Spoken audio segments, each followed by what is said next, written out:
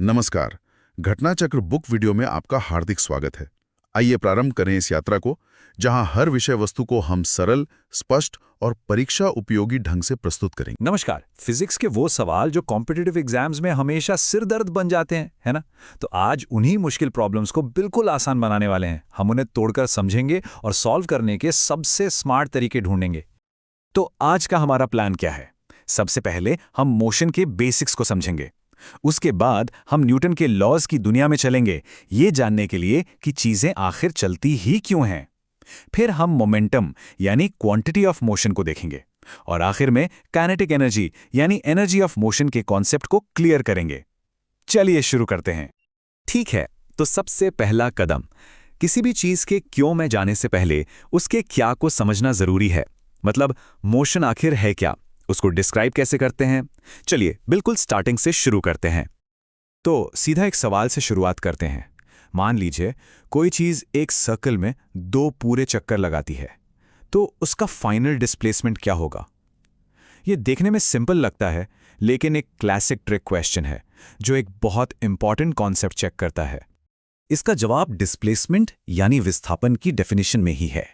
इसको ऐसे सोचिए, बस स्टार्टिंग पॉइंट और एंडिंग पॉइंट से मतलब है उनके बीच की सबसे छोटी सीधी लाइन वाली दूरी।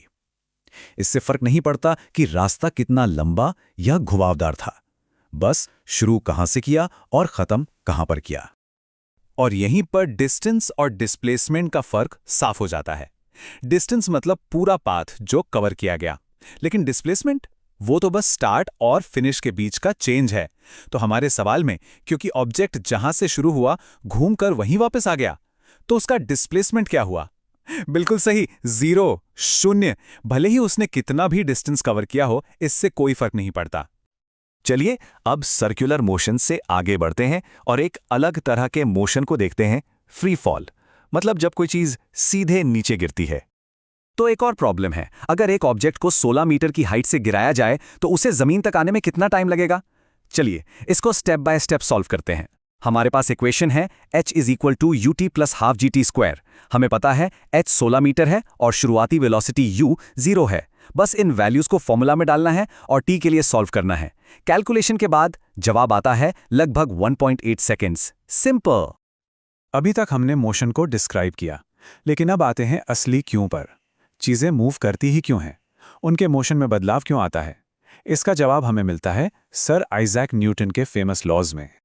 तो न्यूटन का पहला नियम, जिसे लॉ ऑफ इनर्शिया भी कहते हैं, ये बड़ा सिंपल सा रूल है। कहता है कि चीजें आलसी होती हैं। जो रुका है वो रुका रहना चाहता है, जो चल रहा है वो चलते रहना चाहता है, जब तक कोई बाहर से आकर धक्का ना दे, यानी कोई एक्सटर्नल फोर्स ना लगे। आपने जरूर एक्सपीरियंस किया होगा, चल रही बस जब अचानक से रुकती है तो हम आगे की तरफ झटका खाते हैं। क्यों? यही तो इनर्शिया है। बस तो रुक गई, पर हमारा शरीर अभी भी आगे जाना चाहता है, अपने मोशन में रहना चाहता है, इसीलिए वो झटका लगता है। अब आते हैं न्यूटन के तीसरे लॉ पर, शायद सबसे फेमस वाला। For every action there is an equal and opposite reaction. सुनने में बहुत सिंपल है, लेकिन इसके एप्लीकेशंस कमाल के हैं। हर एक्शन का एक इक्वल और ऑपोजिट रिएक्शन होता है। इसका सबसे बेहतरीन एग्जाम्पल है एक रॉकेट लॉन्च। रॉकेट क्या करता है? वो बहुत तेजी से गैस को नीचे की तरफ धकेलता है, ये हुआ एक्शन। और इसके बदले में गैस रॉकेट को ऊपर की तरफ धकेलती है, ये हुआ रिएक्शन। और इसी एक्शन रिएक्शन के जोड़े की वजह से वो विशाल रॉकेट आसमान चीरकर ऊपर चला जाता है। अमेजिंग है ना? तो हमने मोशन और फोर्स की बात कर ली, लेकिन अब एक नया सवाल, किसी चलती हुई चीज के मोशन को हम मेजर कैसे करें? कितना मोशन है उसमें? यहां पर एंट्री होती है मोमेंटम की। मोमेंटम यानी क्वांटिटी ऑफ मोशन। मोमेंटम को कैलकुलेट करना बहुत आसान है।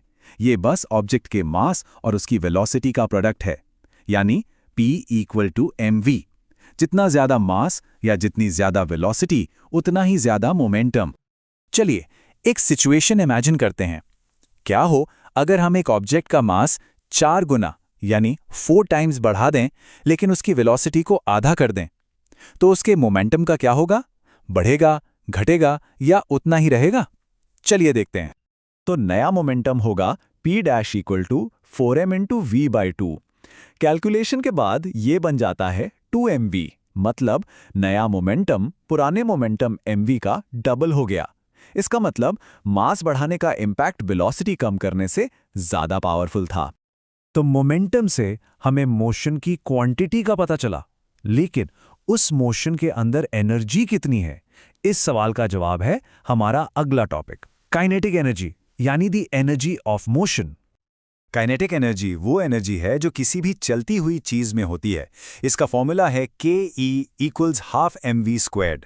मोमेंटम के फॉर्मूले से थोड़ा अलग है। यहां पर सबसे इंपॉर्टेंट चीज है वेलोसिटी का स्क्वायर्ड, v², और ये छोटा सा स्क्वायर ही सारा गेम बदल देता है। तो अब सोचिए, अगर हम वेलोसिटी को डबल नहीं सीधा ट्रिपल कर दें, 3 गुना, तो काइनेटिक एनर्जी का क्या होगा? याद रखिएगा, फॉर्मूला में v² है, तो इफेक्ट भी स्क्वायर्ड होगा। तो जब हम v की जगह 3v रखते हैं तो 3v² बन जाता है 9v²। इसका मतलब नई काइनेटिक एनर्जी पुरानी एनर्जी से 9 गुना यानी 9 टाइम्स ज्यादा हो जाएगी। वेलोसिटी ट्रिपल हुई लेकिन एनर्जी 9 टाइम्स बढ़ गई। देखा, यही है स्क्वायर का कमाल। और इसीलिए एक लोडेड ट्रक भले ही सेम स्पीड पर चल रहा हो, एक कार से कहीं ज्यादा डिस्ट्रक्टिव होता है। क्यों? क्योंकि उसका मास बहुत ज्यादा है और उसकी काइनेटिक एनर्जी भी बहुत ज्यादा होती है। वो अपने साथ जबरदस्त एनर्जी लेकर चलता है। तो चलिए, आज जो हमने सीखा उसको फटाफट रिवाइज कर लेते हैं। पहली बात, डिस्प्लेसमेंट को रास्ते से नहीं सिर्फ स्टार्ट और फिनिश पॉइंट से मतलब है। दूसरी बात, न्यूटन्स लॉज हमें मोशन का क्यों बताते हैं। और तीसरी और सबसे इंपॉर्टेंट बात, मोमेंटम वेलोसिटी के साथ लीनियरली बढ़ता है, लेकिन काइनेटिक एनर्जी वेलोसिटी के स्क्वायर के साथ मतलब बहुत तेजी से बढ़ती है। तो जाते जाते एक सवाल, ये जानने के बाद कि स्पीड थोड़ी सी बढ़ाने पर भी एनर्जी 9 गुना तक बढ़ सकती है, क्या अब रोड पर लगी स्पीड लिमिट्स का मतलब थोड़ा अलग लगता है? इस पर सोचिएगा जरूर। मिलते हैं अगले विश्लेषण में।